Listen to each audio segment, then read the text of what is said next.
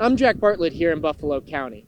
The bird flu continues to harm the agriculture industry in central Nebraska.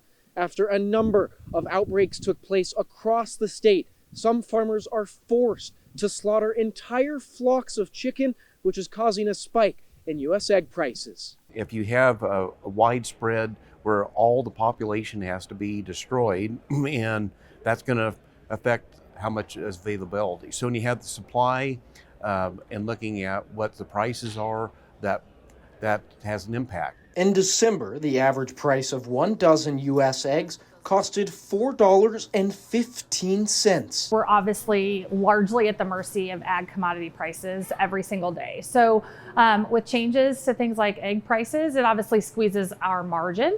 It's the biggest struggle is keeping the consumers happy so that they return.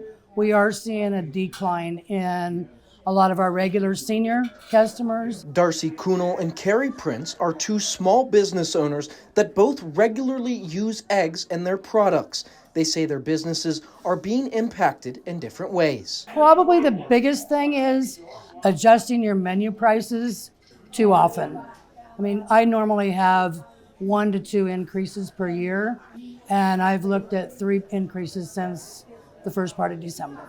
We obviously have a pricing expectation because we can't reprint menus every day. And so at times like this, when we're managing increased raw material prices, we ultimately are just having to manage decreased margins. I know that this is not the first time egg prices have spiked in my tenure here. And so we've done some things like shift some of our recipes to a frozen egg that actually takes out some of the peaks and valleys and the fluctuations. In 2024, the Cornhusker State identified 6 cases of avian influenza, and the Lincoln Lancaster Health Department reported bird flu was found in a wastewater sample earlier this month.